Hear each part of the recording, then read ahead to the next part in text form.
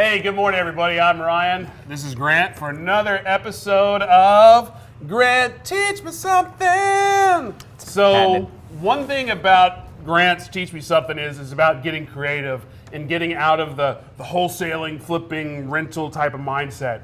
And I think one of the things we're going to talk about today, wraps, you always kind of hear it as a throwaway. It's like, oh, just wrap it. Oh, just wrap it. Well, I would think most of us are kind of like, what the hell is a wrap? Because A, maybe we've never taught, because it is a creative type of thing, and B, it's a little bit harder to kind of teach versus, and I don't know. What's so difficult about it? Well, or so what is it actually? When you wrap, you have to, it's really hard because you have internal rhyming schemes and you've got external rhyming schemes. And so when you create these phrases, I'm sorry, I'm talking about a different kind of rap, sorry. No, wrap mortgages, I'm a funny guy. Wrap mortgages are when you have a payment. Y'all have a great day. Wrap mortgages are when you have a payment underneath to debt. Okay, you've got a first lien on your property somehow. That could be because you bought your property subject to. That could be because you bought your property with financing from a bank. It doesn't really matter. You've got debt on a property. Okay, Let's say that debt for the property is $400 a month, like we talked about in the previous 2 weeks. I'm going to kind of use those similar numbers. Let's say it's $400 a month that you're paying to the bank.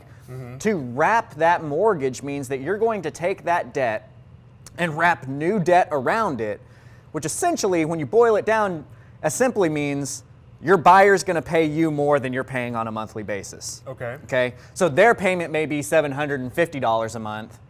Your payment is $400 a month. You may be paying $80,000 worth of principal. They may be paying $90,000 worth of principal. So if I were going to visualize this, and forgive me if this throws a curveball and messes everybody's heads up, but say, okay, this is the underlying debt on the lien, the mortgage, or whatever one it is. That's the debt. And this is the buyer coming in to like overdo that. Yes. But it's not going to be here. It's going to be more like here, and that space between is your... That's your equity. That's your how. profit, That's your cash flow. cash flow. Yeah, all that kind of stuff, right? So yeah, I mean, I like that visualization because that's typically how I draw it out. Better, it'd be like, here's the debt. No, open your hand. That's you. That's your money. Okay, yeah. And that's the buyer, right? Oh yeah, and I just like that we're holding hands. No, I mean serious. Like that. Yeah. And this hand here, that's the money in between. Okay. Right. Now I'm a visual guy. If you're a visual guy, maybe that helps. Yeah, and that's. I wasn't trying to be stupid. It's a good visualization. It really is, because that is exactly what's happening. Is you've got debt that you can't change. You've got debt if you bought a house subject to. And again, referencing subject to here. If you're interested in sub 2, we did an actual Grant Teach Me Something on sub 2, episode 6. So just go through the Propelio live videos. There's a playlist for Grant Teach Me Something. Look at episode 6 and you can learn more about sub 2 there.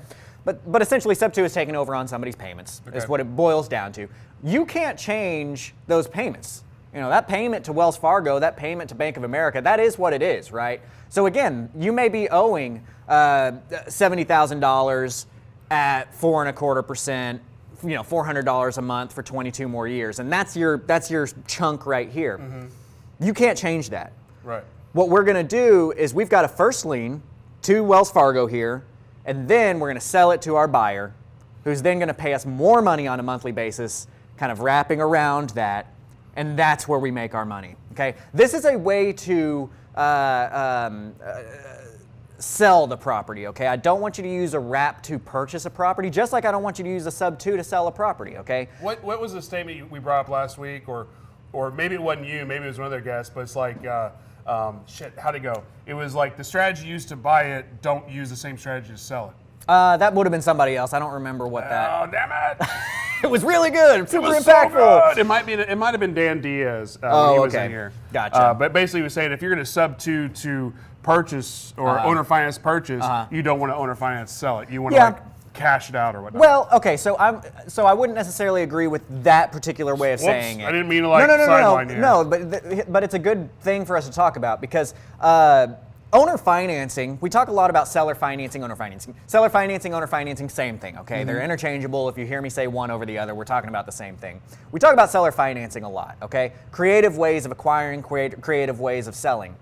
If I'm buying with owner financing, I'm selling with owner financing because I have my debt lined up for me. Right. Because guys, how hard, raise your hand virtually if you can go out and get debt at 4% on a 22, 25-year note from your commercial line with your bank. It's not going to happen. In full disclaimer, I am an idiot, so I could have butchered his thing. So Dan, if you're watching, or could somebody tag Dan to come in and correct me on my thought process or what? Because it was a great quote, and again, I'm 99.9% sure I butchered it. That's fine, but it's good because it brings up the thought process that we want to talk about. Yeah, no, that's what I want to talk about. Is how idiotic. So if I'm buying with seller financing, I'm selling with seller financing typically because I've got that debt lined up, which allows me the long-term hold option. But I do sometimes, like I've got a house that's, I've got it under contract. It should be closing in a couple of weeks that I bought sub 2 from a wholesaler where there was just no equity in the deal. They didn't have enough room to make it into a wholesale deal, so they sent me the lead. I closed on it subject to. I put in the $10,000 it needed in repairs, and I threw it up on the retail market. Because I was able to buy it subject to, and I didn't have that debt obligation of the large chunk of money, it made sense. I'm gonna turn a $30,000 profit, $25,000 to $30,000 profit on that, and really the only cash I'm coming out of pocket was the rehab for 10 grand because I was able to purchase subject to. So the reason I'm saying these two different examples is that I want to be very clear that owner financing, seller financing is an umbrella term. There's multiple strategies within that term. Subject to is one form of seller financing. And subject to is an acquisition model. That is how you're going to acquire your properties. Do not sell your property with sub 2 because you'll be leaving a lot of money on the table. Right. And I'm glad you brought that all that up, and not to get too far off the rails of wraps and going into that strategy, is too often in the real estate investor game, I'm a real estate investor, and there's so many damn strategies out there. Yeah. And yes, you can know a lot, but you really need to find some sort of niche. And yes, you could dabble in other strategies, but try to be an expert in that niche. Right, yeah, and I do encourage that because it's, one of the things is that I always talk about you should have a bat belt, you should have all the different tools available to you so that you can, if you have a deal that's a great wholesale it, make your money. If you've got a deal that's a great fix and flip it, make your money. But for instance, like that property I'm talking about down in DeSoto, if I didn't know how to do a fix and flip and subject to, then I wouldn't know how to mix those two strategies and make the most out of that opportunity, okay? So that's kind of what I'm encouraging you guys to look at it, knowing these different strategies. So when we get back to that, we've got seller financing. Subject to is one form of seller financing, and it's an acquisition model. However, what I want you guys to understand is that wraparounds is another form of seller financing, and it is a disposition model. It's the way for you to actually make money on the deal once you've purchased it subject to, once you've purchased it with seller financing, or even if you just had that property as a rental and you want to turn around and seller finance it to somebody else, this is how you make money in seller financing. It's through the wraparound mortgage, okay?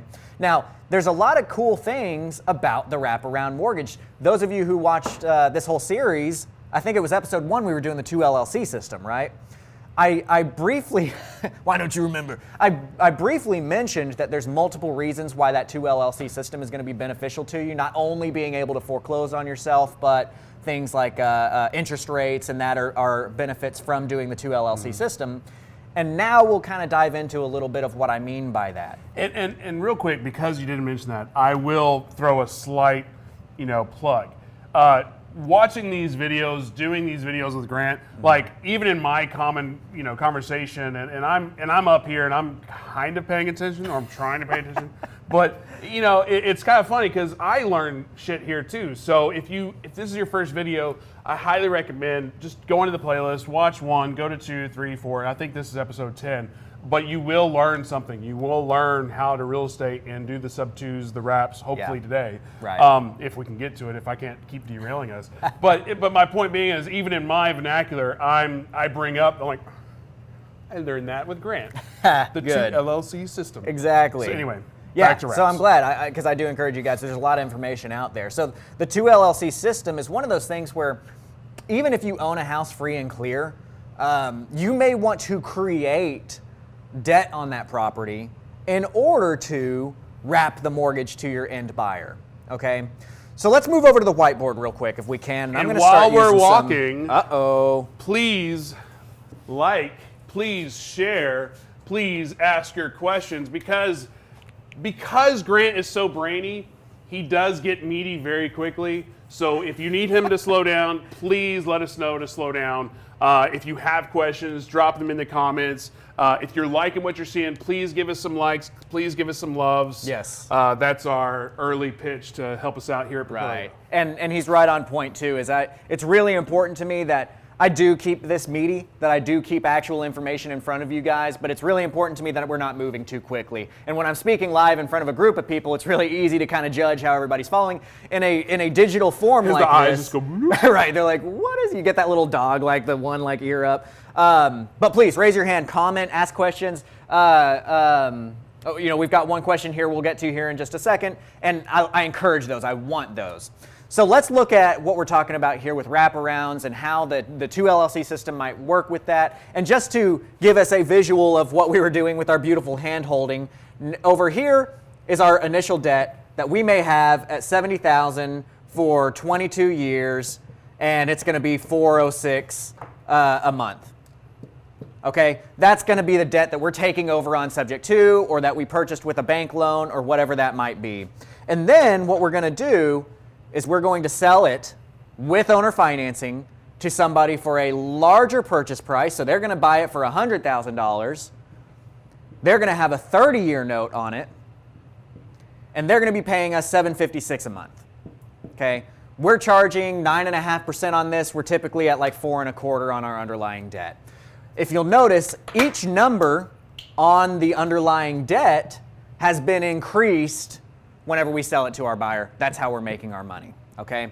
One of the benefits to having a wraparound, one of the benefits to doing this model right here, and the fact that this is technically going to be in a second lien position, which we'll talk about here in just a second, is that because of the compliance, because of Dodd-Frank and those other kind of lending laws that we need to be aware of, you're actually able to charge more money for that deal than if you were to just outright sell them a house with owner financing.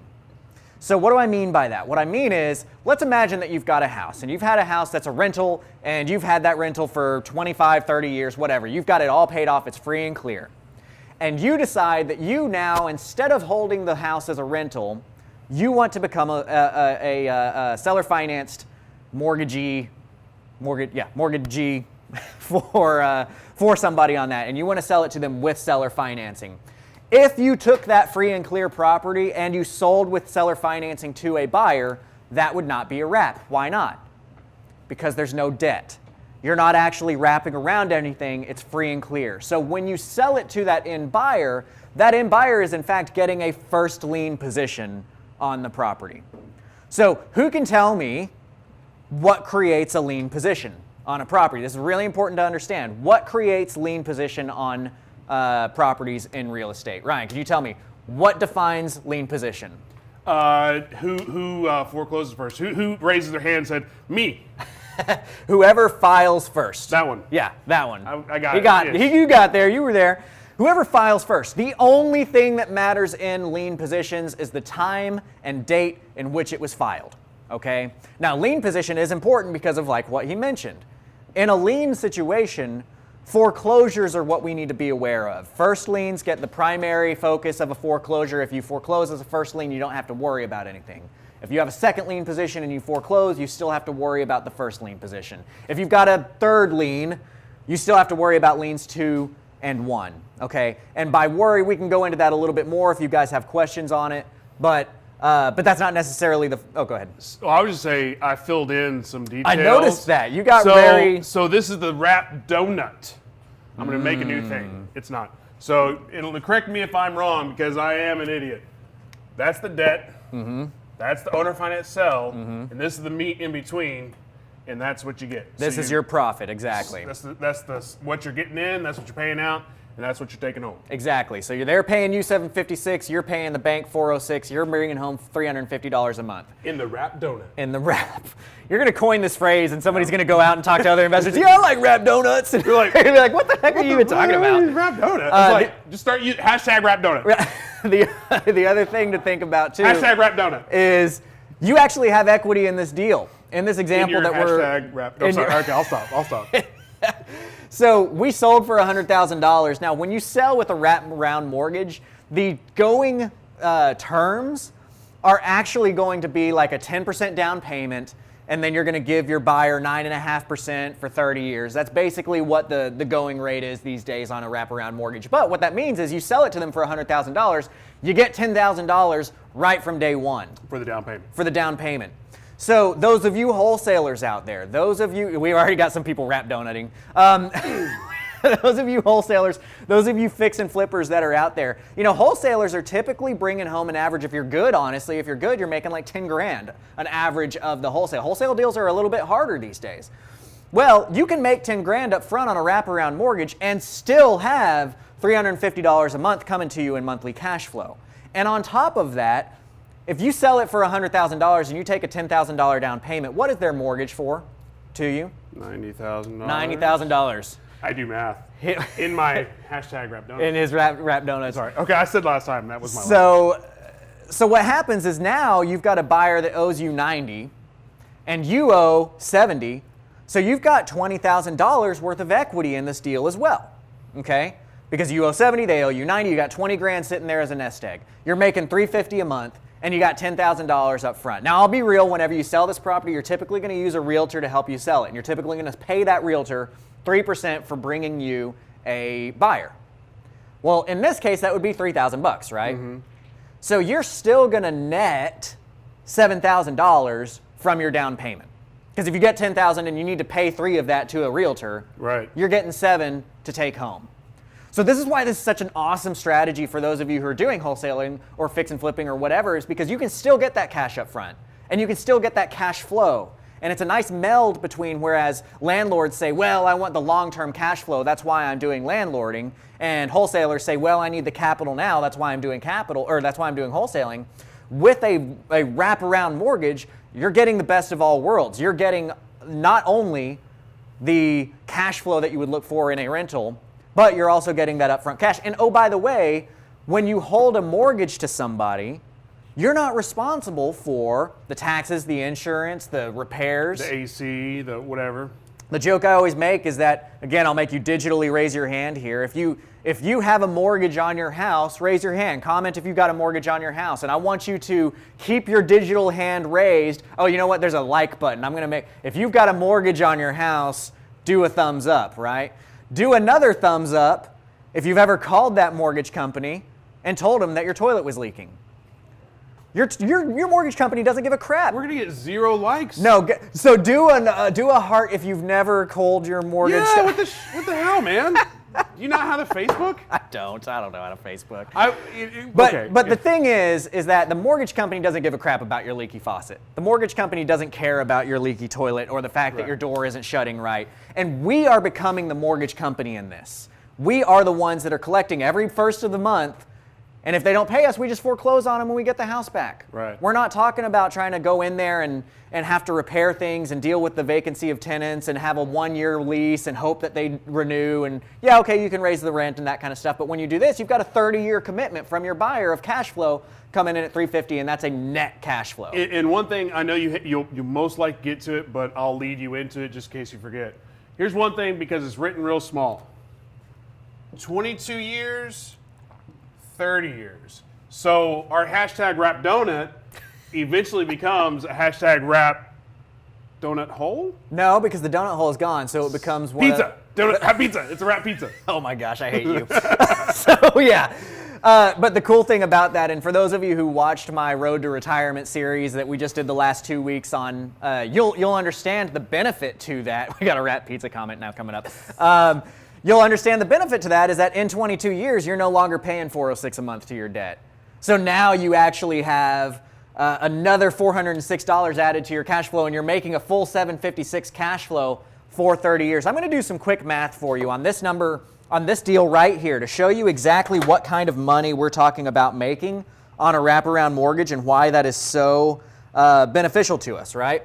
So if we've got a $70,000 mortgage at 4.25% at 22 years, that'd be $408.59, pretty close to what we're talking about here. Now, here's the number that I want you guys to remember. How many years? 22. Here's the number I want you guys to remember. With interest included, everything included in this deal, if you pay that out for the next 22 years, you're going to pay $107,867.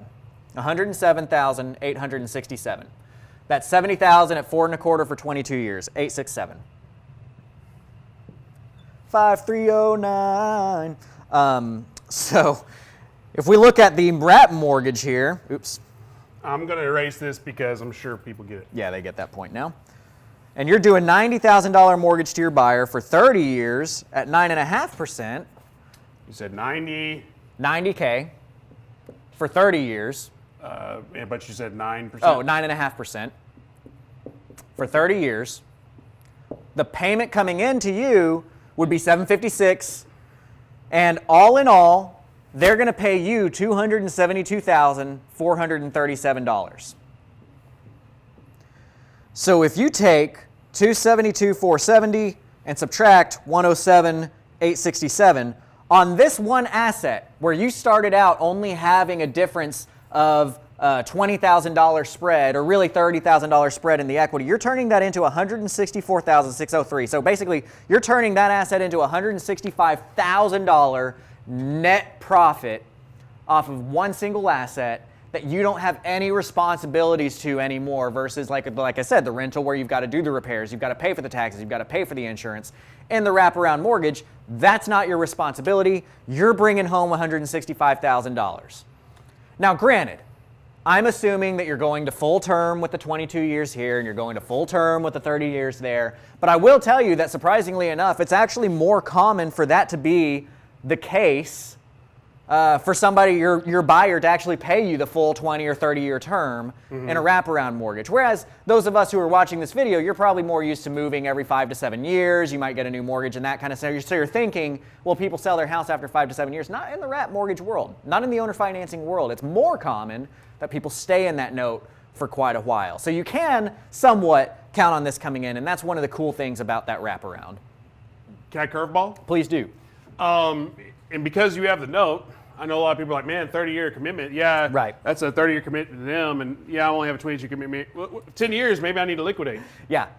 What do you do? So the cool thing about that, let's erase this, and we're gonna demonstrate something that we touched on a little bit last week. Real quick, did y'all learn all that? Is that a simple concept, other than the fact that Ryan's hungry now, talking about donuts and pizzas? Right, we've got people saying this isn't going to help their keto diet, and then Thomas popped in and said donuts are keto because they're nuts. I mean, the logic's sound, right? It makes sense. Yeah. So one of the things that we touched on last week's lesson. Did we have any questions on that please. aspect of it yet? The basic. Please pop up some questions, and let's look through here. You know.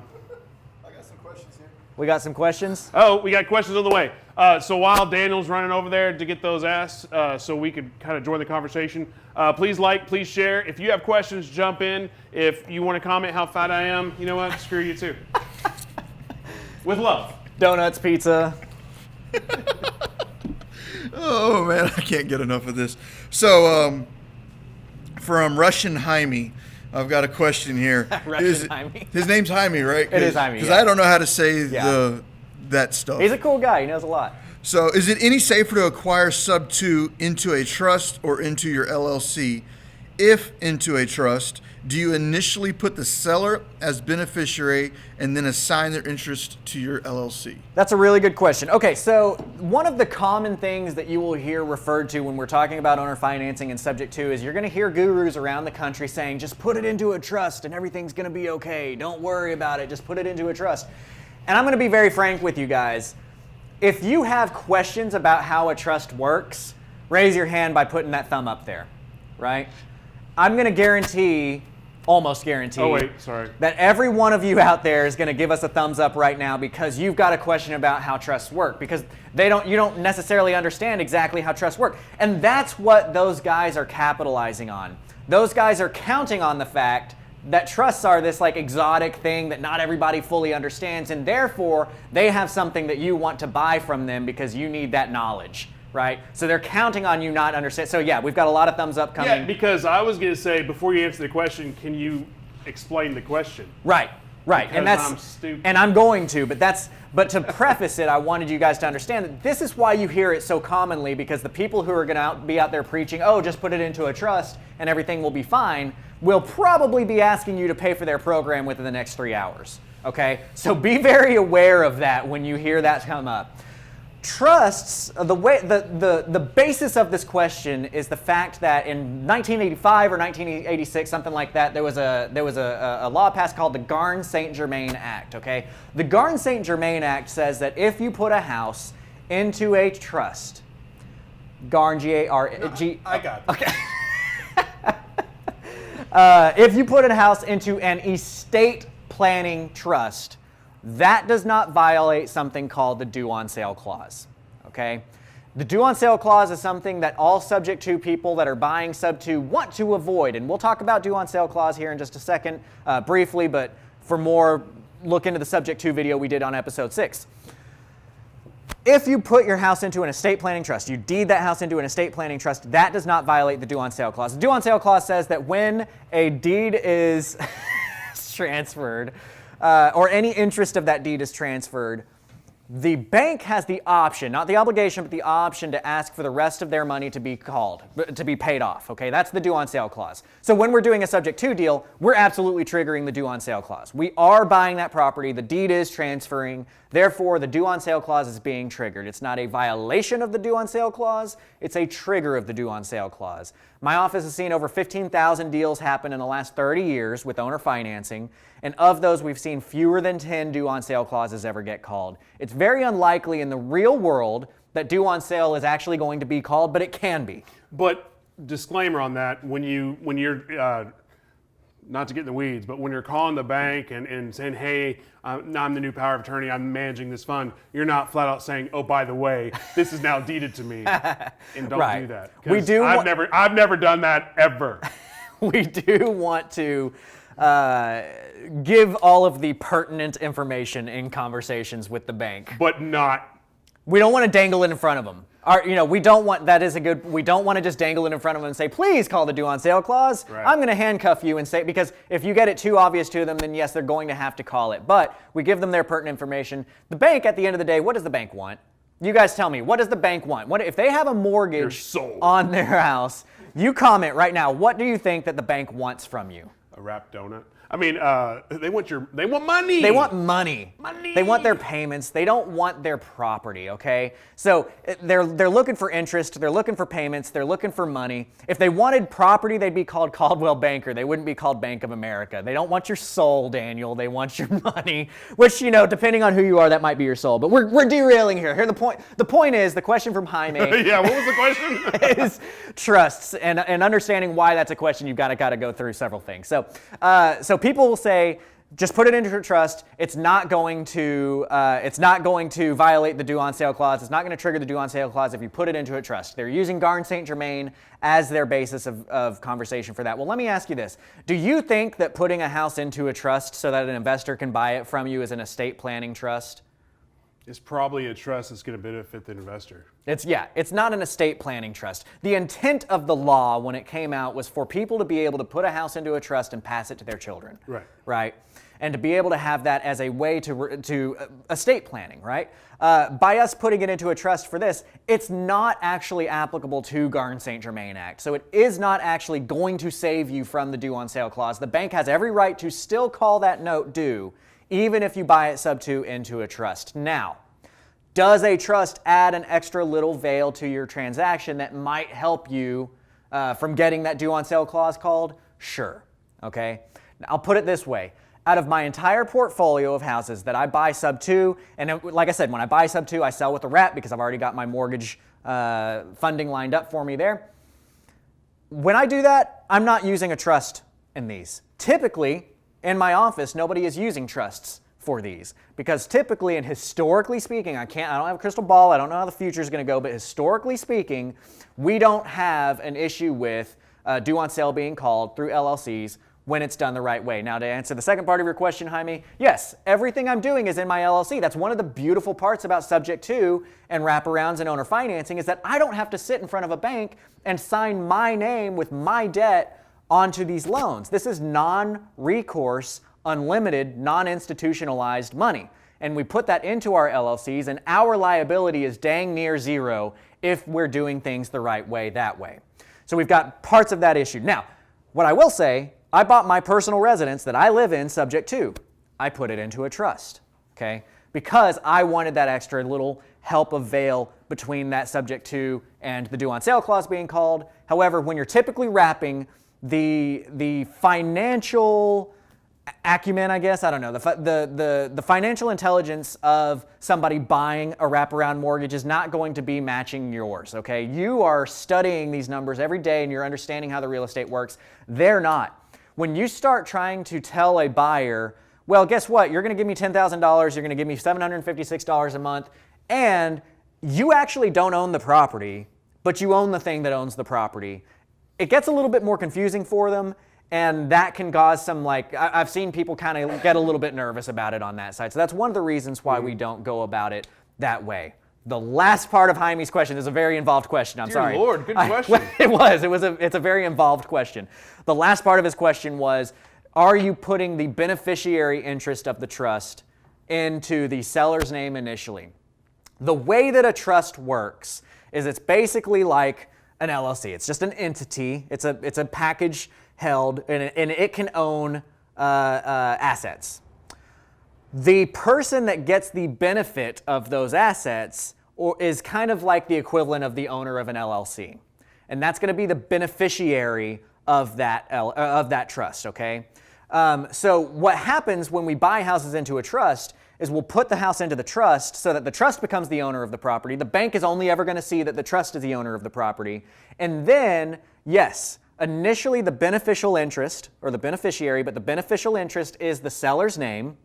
And immediately upon closing, that seller is going to sign an assignment of beneficial interest from them to you. So now you own the trust owns the property, the bank only ever sees the trust. The documents that transfer that trust's ownership from seller to you are private. Those don't have to be publicly filed. So in order for the bank to dive in and see that the beneficial interest has changed, they would have to have a court order, and it would make things more difficult. But again, to bring it all back together, that does not keep you from getting away from the due on sale clause. It just adds some added little steps in between them getting to you through the due on sale clause. Take a break. And, before we get to the next question, I do want to address something. Neither myself, Daniel, or Grant are a lawyer. You know who is, or an attorney. Matthew Aycock. Matthew Aycock, who is coming in on Friday. So this is for entertainment purposes and advice, but we are not financial planners. We're not your attorney. So everything he just rattled off for the last hour and a half, consult your attorney, consult your CPA. Right. And for the record, Matt Aycock is coming in on Friday. That deal that I was referring to earlier that I took over sub 2 and I'm selling retail, it's closing at Matt's office next week. I like the guy. He really knows what he's talking about. So reach out to him. Watch that video on Friday. The dude's really sharp. So go with that. Mr. Moore. What other questions do we have? All right, I got a good question here. I'm curious. My last good question took 40 minutes, man. I like this question, and I like the responses that I've seen in the past. So I've got a question here from Tracy, and her question is: how do you teach the seller to not call the bank and say stupid shit? That's funny. I don't see that question, but that's brilliant. And I love that she's so blunt about it. Because that's a problem. It is a problem. So one of the issues. So all right, we've yeah, Richard. Can you say all that again? What was that? Yeah, rewind, Richard. Thanks a lot. Give me some meat. Can I have some meat, please? Can you actually teach me something? One of the problems with doing subject to is we can't control stupid sellers, okay? You can't control stupid. That's one thing. If anybody has ever watched Cops, you understand you can't control stupid, okay?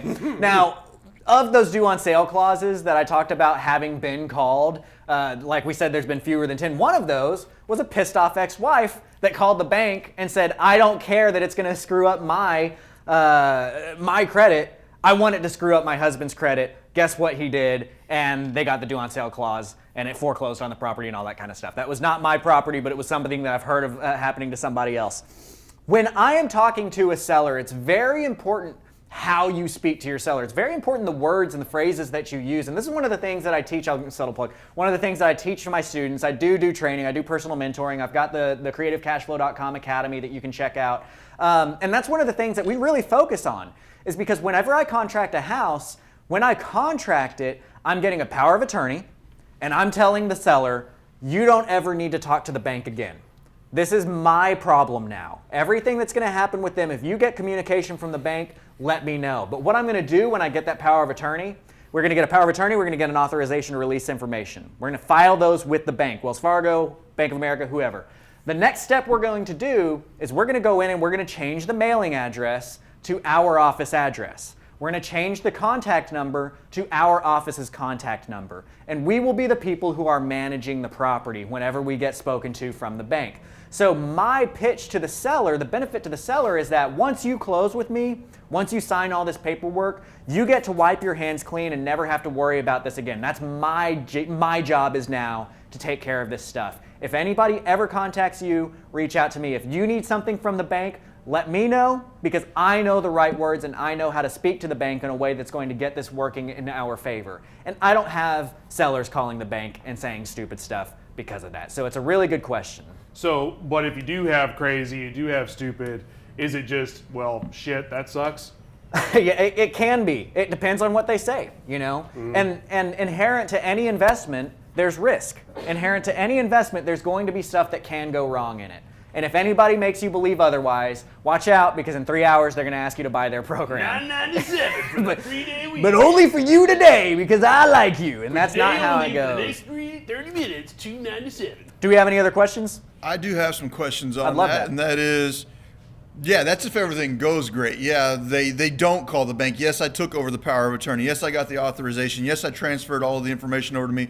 But what about that crazy ex-wife that calls up the bank and is just like, I want to screw up my credit. I want to screw up his credit. I want this to go downhill. What's your reaction going to be? On me, please. Here's the cool thing about having something like this is that what you've done with a wraparound mortgage is you've created a performing asset. And people like performing assets. And what you're able to do is you're able to use private money to refinance yourself out of bad situations as long as you're buying right and getting into a good situation in the first place and doing the things like we teach you to do and doing the paperwork the right way, that kind of stuff. So I've had one house in my entire portfolio that may have been a due on sale clause calling, and I don't know, because I couldn't get anybody from the bank to actually talk to me. They just stopped accepting my payments. After a couple of months of sending checks and them not getting cashed, we called, it was Wells. They wouldn't talk to us anymore. I couldn't get a hold of the seller. I didn't know what was going on. So what I did is I went to one of my private money people, and this will be another opportunity for you guys out there that are watching. I mean, there are great investors like Daniel. There are people out there like myself who can place capital if you're trying to get capital out on the market. A lot of how we buy comes from that. So reach out to us if that's you. But what I did... I think the saying is good money always finds a good deal. Yeah. Something like that. Yeah, good money chases good money, right? So what I did with that deal is I said, look, I'm tired of this. I'm not even going to mess with it. I called up one of my private lenders and I said, look, I've got this deal. Wells Fargo isn't accepting my payments anymore. I don't understand. But guess what? I'm making $756 a month off of it, and I need you to help me refinance Wells Fargo's money out of it. And what happens with that is it's kind of interesting because you don't own the property, so you can't refinance, right? Because you sold it on a wraparound mortgage. When you sell with a wraparound mortgage, the owner of the property is the person that paid you 10% down and is paying you a mortgage. They own the house. You're just the bank. So you can't go out and refinance that mortgage, because to refinance, you've got to be able to put up your asset as collateral. In other words, you have to say, give me $70,000, and in return, if I don't pay you back, you get to take this house from me. Well, the way that you can do it in this situation, you've got that crazy seller, you've got this situation where something's going wrong with the bank down here, is you call one of your private lenders and you say, are you willing to refinance me out of this? And then you do what's called a collateral assignment. So I don't have a house as an asset to give you as collateral. I can't say that if I don't pay you back, you're going to get this house back. But what I can say is if I don't pay you like I'm supposed to, then you get this note for $756 a month. That's my collateral. My collateral is the fact that I have a mortgage with this person, a wraparound mortgage, and if I don't pay, my interest in that mortgage will go to you, and you get that payment instead. Yes, sir. But Grant, you're this gajillionaire investor. Why don't you just use your own money out of your wallet to pay it off? Right. So there's a lot of answers to that. I like spending my money. I don't like spending my money on things that, other than being able to spend it on things that I want. B, I've got a lot of private money behind me. There's a lot of people who don't have the ability to create mortgages and to create opportunities in real estate, but they've got a lot of capital. Some of you watching may be in that situation. And so I've got a lot of people, and I would encourage you to reach out as well, another subtle plug, if that's you, and who have the capital but don't have the ability to put it in real estate. So what I'm doing is I'm leveraging. I like to buy assets. I like to buy cash flow. I like to buy equity. I like to buy everything that I'm getting with my net worth without having to spend my own money, right? And if I'm got the right terms for it, like, yeah, if somebody's asking me for 17%, yeah, I'm just going to spend my own money on that. Right. But if I'm getting 8% for 20 years, which is what I'm typically getting, or 8% at 10 years, or whatever that might be, I mean, it's different per lender, that makes sense for me to just leverage that capital and use my cash for other things that might make me more money in the long run. My cash-on-cash returns become much larger when I'm spending less of my cash and still getting the whole deal. And the reason I gave you that softball is because all the time you hear, well, if you've got all this money, why do you need a lender? Why are you using private money? Why do you get a hard money lender? It's like, it's that ability to leverage what you've already built. Right. Because say you are a gajillionaire. Right. Well, even if you're a gajillionaire, eventually, if you're spending all your money on deals, you can't do any more deals. I was about to say that. No matter how much money you have, you're going to run out. I've got almost $10 million in debt, and I've only been doing this doing this thing for 6 years, right? I did not have $10 million sitting there that I could just spend on deals. Right. So yeah, no matter how much money you have, you're going to run out. No matter how much private money I have, I'm going to run out. There's just so much business out there to work on. Do we have any other questions, Daniel? I've got several questions, but I'd like to touch base on the crazy seller calling the bank up situation and the bank calling the note due. This is not my response, but this was a response I saw out of one of the Houston Facebook groups, and I loved the way he said it, and I'd like your feedback on that. He's like, I've got the property subject to, I've got the asset, I've done a massive remodel to it, and when the bank calls me up and says, hey, we're going to call the note due, his response to the bank was, great, I go for it. Call the note due. When you do that, I'm going to go ahead and remove all of the capital that I've invested in the property back out, which would include the granite countertops, the cabinets, the bathrooms, the kitchens, the wallpaper, everything else that I invested into that house. When you go to foreclose on it, will be removed, so that way you don't have to worry about all the money I've put into that property for you. And if you'd like to go ahead and move forward, go ahead and move forward. What is your thought process on that response to the bank? I think that's a really interesting response, and from my understanding, that worked for him too, Yes. right? I've never tried that. I mean, that's a pretty hardball stance to take on the bank, and I've never tried that one before. And from my understanding, you also had to move up like several ranks in the, you're not talking to the peon that answers the phone. You're saying like, let me talk to somebody who actually knows what they're talking about and I haven't tried that.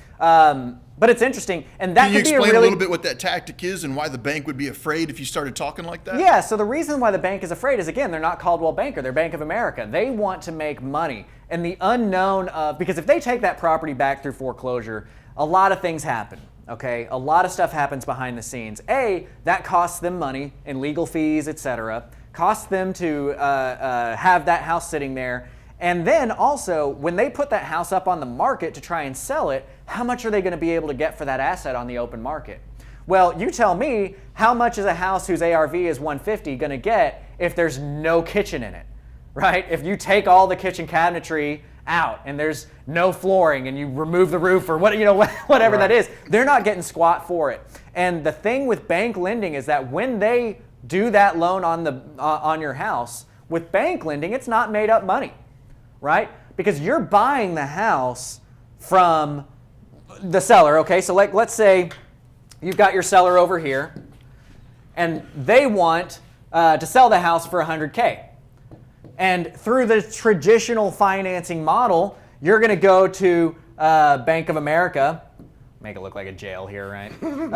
You're going to go to Bank of America and ask them for a loan for that property. They're going to say, cool, give me, whatever, 3.5% down if you're doing an FHA loan. So they're only getting $3,500 actual cash coming in. And guess what? They're actually giving this seller $100,000 of real cash. That cash is leaving this account and going to that person. That's actual money leaving, okay? It's not made up money like with a wraparound mortgage where like, oh, you just owe me $100. Why not? We're just making up money. Sometimes we'll joke around that we print money as a business. That's what we do, is because we just make up a number and then people owe it to us. But here, they're actually putting that money on the line. So if they take a house back, they have to make that $100,000 back for it to do just to break even for them. And if you've threatened to make that asset not worth $100,000 anymore, they're talking about taking a loss, and that hurts. And guess what? When they do call a due on sale clause, that's also classified as a foreclosure at that point in time. And Fannie Mae and Freddie Mac punish banks on their lending power in a multiple of however much they're having to foreclose on people, because it shows that the bank was doing irresponsible lending. So I think it's 8, and I can't remember. I think it's 8 times. If you know the answer to that, comment in right now. But Fannie Mae and Freddie Mac say, hey, if you foreclosed on $100,000 worth of loans last year, we are not going to back up $800,000 worth of loans this coming year. So they've got to really consider, are we going to make enough cash by taking this property back and reselling it for it to make sense in our asset management, or does it just make more sense for us to sit here and continue getting payments made on time from this investor, even though we could call the due on sale clause? Does that answer what you're looking for? I will say, if you're like me and all this is way up here, give us a like. Or give me a like. You know, here's the thing, guys. Or hashtag Ryan's an idiot. Those of you who are watching, I want to be very clear with this, that's my job here. My job is to give you real information. My job is to get into the nitty-gritties. And if you like that, I do want to see you like this. I do want to see you share this. I do want to see you go like, at CCF Mentors, because that's what we're about here. There's a lot of places that you can get fluff. There's a lot of places that somebody's going to pat you on the rear and tell you you're going to be a millionaire in 5 years. Just do it. Just do it today. You just got to make the decision Do tonight. the grind, do the work. But here's the thing, to know those things, to know how to make that money, yes, you can be a millionaire in 5 years. That's very common. 5 to 7 years is a very common time to become a millionaire in real estate. But it's the basis of knowledge that gets you there. And that's what our motto is here through Propelio and through CreativeCashFlow.com, is we want to get that to you. So encourage us. Give us questions. Let us know what's going on. Like these videos. Share these videos. Let me know what other topics you would like me to go into in detail so that you can know what the heck is going on here. I really do want you to comment and say stuff that you might be interested in learning about, because I need more topics to talk about on a weekly basis, and that'll help me too. So. Daniel, he's way better at this than we are. Yeah. Oh, yeah. By far, Way rock better. star. Anyway, go ahead. So yeah, I'd love to get your interaction with this. Join in. We want this to be a two-way street, because this is me talking to a camera, but it is really me talking to you. And we need it. This is like our virtual REI club right here, and we need to make sure that we're getting proper communication channels back and forth. So I got some more questions. Please hit me over with here. them. Real quick one you should be able to knock out from Royce here. He's been having a problem with the property that he took over subject to, with a note being called due on it. But he's asking here, how do you stop mail from being forwarded to the seller from old address from the bank? So the bank is sending mail to the old address and it's getting forwarded to his seller. So most banks, you can change that online. You can change where their communication is going online. So one of the other things I do whenever I'm closing with my sellers is I get their online login for the bank, and if they don't have one, we create one with them before closing, so that we have the ability to log online and get that done. And then otherwise, if you've got your power of attorney filled in with the seller, you've got that filed with the bank, you can call the bank and have them change the address to your office address. What else do we have? I've got another statement here from Russian Jaime. Right. If they call it due, can you just make an agreement with an attorney to cure the defect and deed it back to the original owner for a couple of days and report that to the bank, then deed it back to yourself again? That is a legitimate way to go about doing it.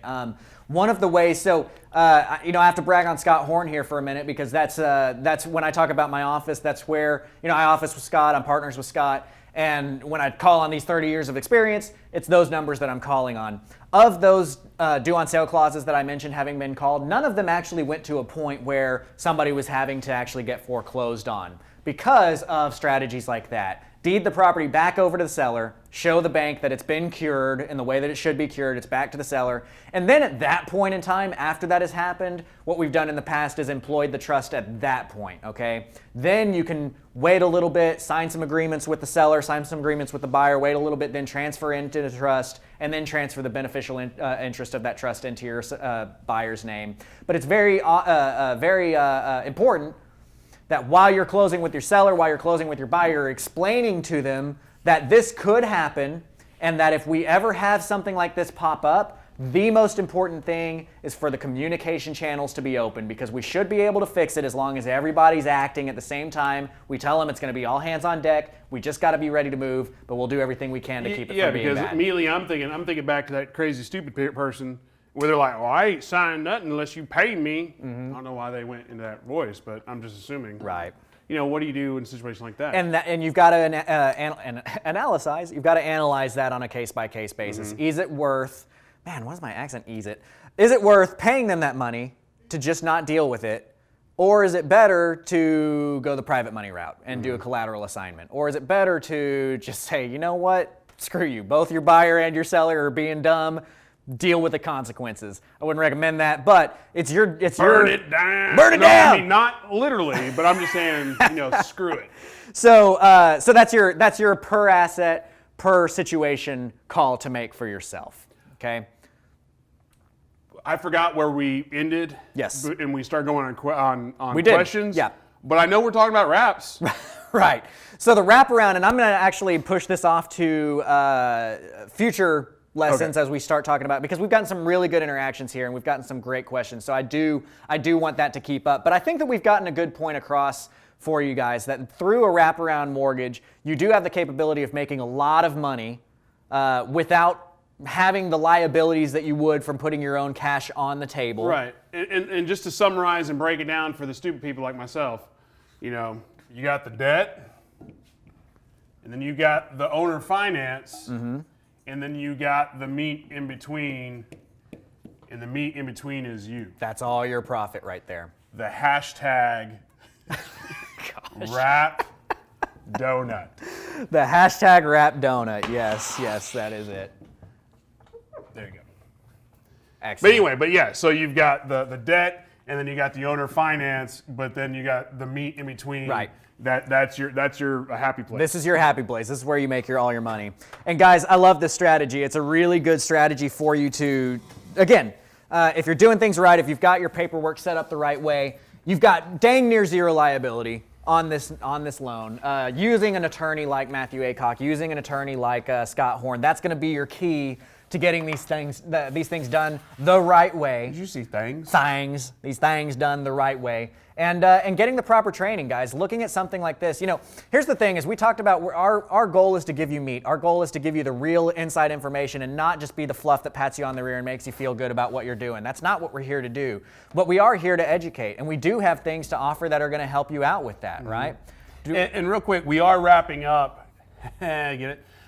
Subtle innuendo or whatever. Good. But I know, right? But since we are wrapping up, you still have an opportunity to jump some questions in. So put them out there. Let us hear what you got to say. And it looks like Daniel's over here with a question. I love this question because I get mad at the gurus that come around and say you don't need any money to do subject to. I disagree with that, and this question is, would you say that you have to have some capital to do this? I knew it was going to have to be a good question because I'm sitting here talking to the camera and I hear Daniel in the corner. Yes! Okay, here's the thing. Here's my answer to that. I bought my first 50 to 60 houses literally without reaching into my own back pocket for a single dollar. Okay? You can get into owner financing and subject to without any capital. To stay in the business, you've got to have some capital lined up. So here's what I recommend for you. If you don't have money, you can still make this happen. But when you get that 10% down payment, set that money to the side and do not touch it, because that $7,000 is going to be what allows you to debt service your property if your buyer stops paying for a couple of months and you've got to foreclose. And on that note, I've known Grant for several years now, and he's been very vocal in his, at least I'm not going to say your first few years in the business, but the first few years I've known you in the business, as I fully anticipate, and my wife fully anticipates us being poor as whatever, because every dollar I make is going towards the future, not for right now. Right, and that was always my stance. And fortunately, God's been very good to me. These last few years, I've made a lot of cash on top of the net worth and those kinds of things. And now he's got like this big ass house. It's true, and I bought it sub too.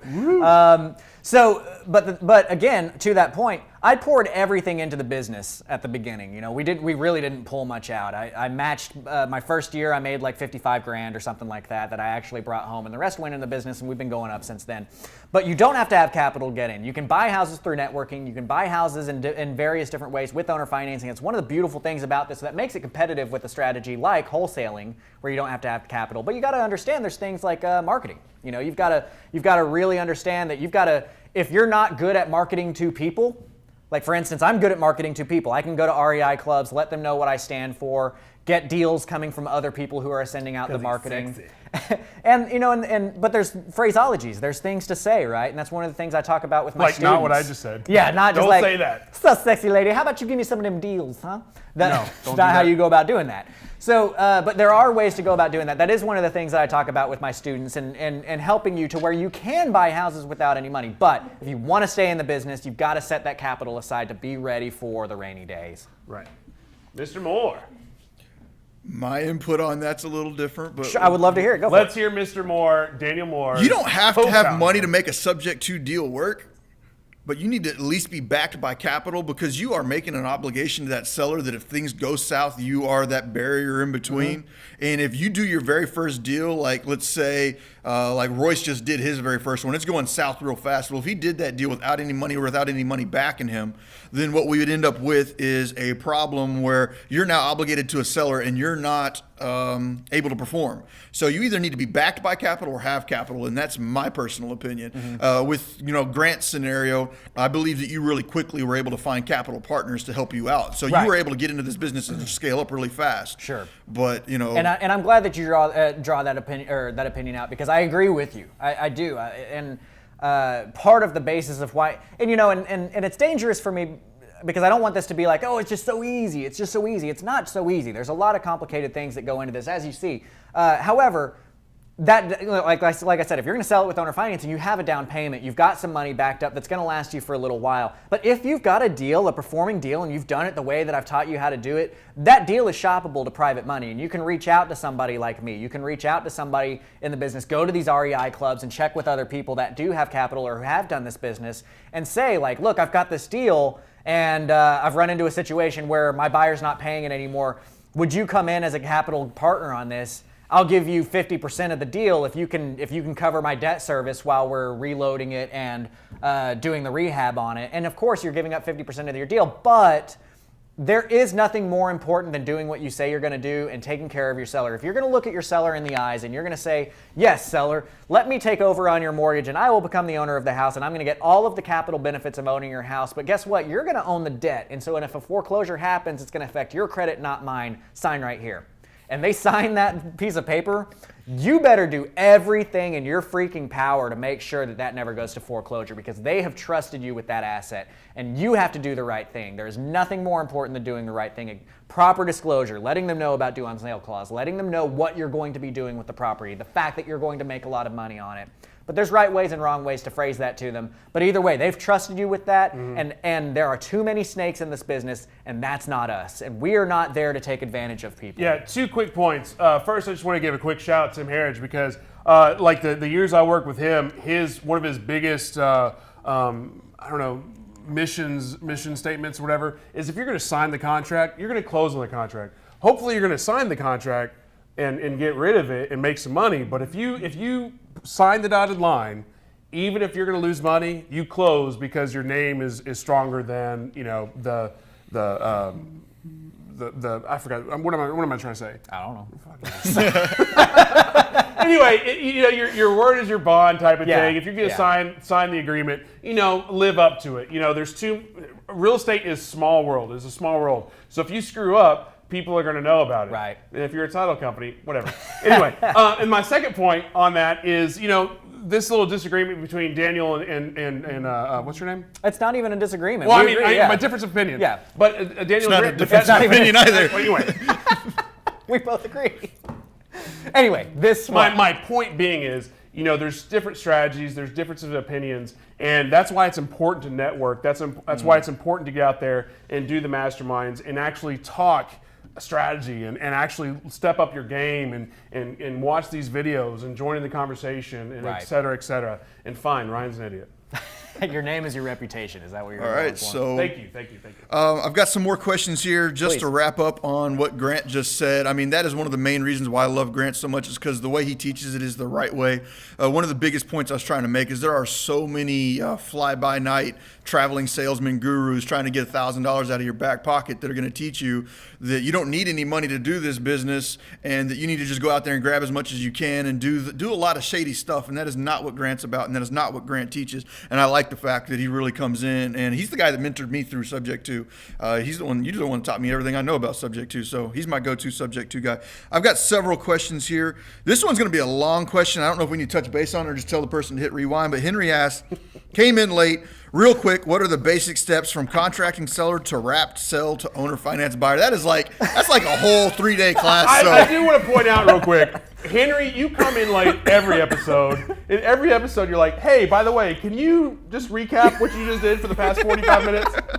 I love you, buddy. But so I got another question. And you know, the funny thing is Henry, you just bought my course. Go watch the videos.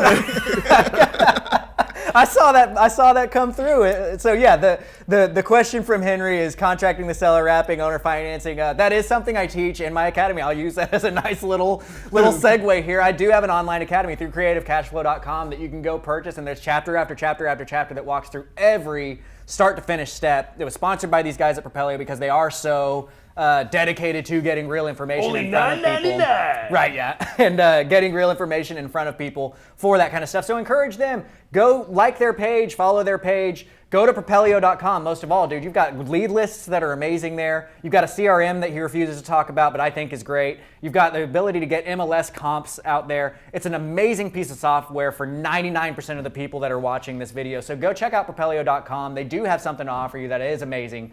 And encourage them to keep continuing to do things like this and get real information out in front of you. He's way better at this.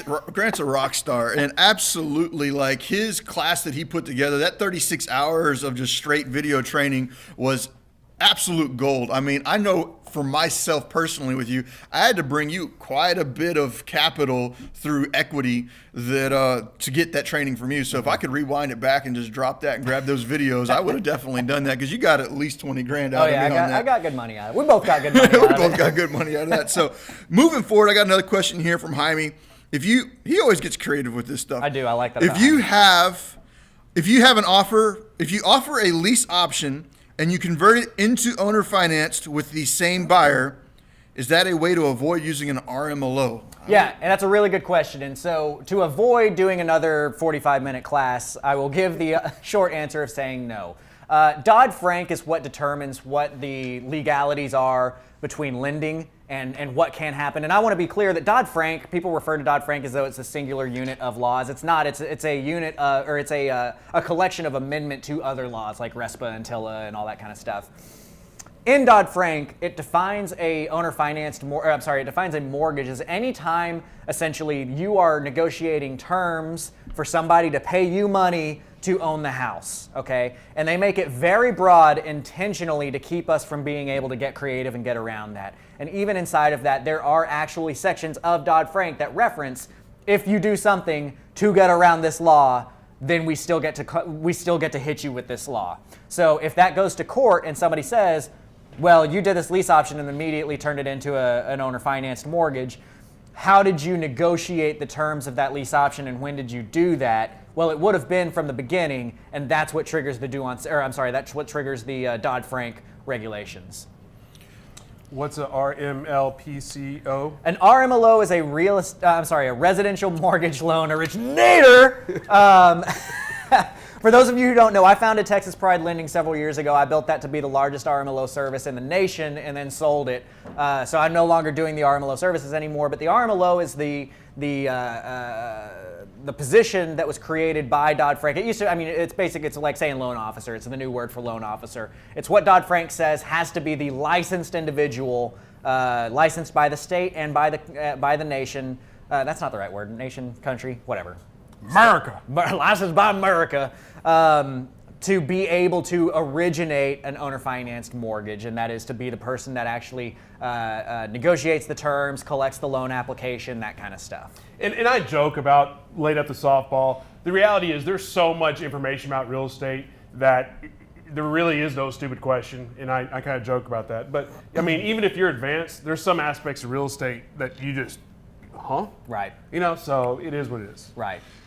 All right, so I've got a statement here from Matt Aycock. He's coming in Friday, you said? He's coming in Friday to teach us about the whole tax. So if you have some questions about the changes in the tax law, Matt Aycock's coming in on Friday to talk about that. He is a lawyer. He is very, very sharp. I mean, he's closing a lot of deals for investors here in DFW, so check out Matt Aycock. But he said, highlighting disclosures of purpose/goals is very important. Great point, Grant. Thanks, and then Matt. Let's see if I got any other questions here. I've got a statement here from Thomas saying, 36 hours of great deep content. This is surface level. So he's mentioning your course that you've got there at CreativeCashFlow.com. Right, he's another one of those students that's out there watching He goes deep. So, I think that's about it. So if anybody else has any final questions, they better jump on real quick. But I think we're wrapping up here. And on that note, if you do need MLS comps, if you need access to comps, check out www.propelio.com. If you are in the market for lead lists, we have tons of lead lists that probably Grant and Daniel are both at selling that or pitching what we do there. So if you've never even looked at or heard of what actually Propelio does, I know we do all these videos, but the reality is we do a lot more than just these videos. So poke around our webpage, poke around our Facebook to find out what it is we actually do. And that's comps, and that's leads, and coming soon we're going to be releasing websites. If you are in the San Antonio market, we actually have an event on February 26th, that's a Monday, where we're actually going to host the San Antonio REI meetup. We've got several sponsors, several other vendors. Daniel's going to be teaching foreclosures. Steven's going to be talking about private capital. I also have 7 other presentations that I haven't picked yet. I'm still kind of weeding through. Grant might be teaching. We'll see. He hasn't pitched it yet. He tries to act like he's going to take it away from me. Hell We yeah. both know. If it ain't good, it ain't good. But he is going to be there sponsoring as well. So we've got a lot of things kicking around here. We do, if you're in the Dallas market, we do a monthly mastermind. This month is Valentine's Day, so I might need to change that. Details to follow. But ultimately, if you enjoy what we do here at Propelio for the Propelio TV, give us a like, give us a share. If you haven't liked our page, what the hell, guys? Come on, like the damn page. Right. If you haven't liked Creative Cash Flow, give him a like. Basically, I'm up here. I'm 37. I'm 37 years old, desperate for likes and shares because my ego needs it. Anyway, any final thoughts? No, I just wanted to thank you guys for being here. And if you're watching this video, please comment different things that you want to learn about and get involved in the future ones. Come back to me and let other guys know if you're out there and learning. This is a place to get the meaty details of how stuff is working. Every Wednesday at 11, come watch me. And then if you've got more you want to learn about, obviously I've got the Academy and the personal mentoring. But I love having you guys here. It's really encouraging seeing all these questions. And yeah. And so next week, episode 11 of Grant Teach Me Something. Hey, until then, we'll see you there.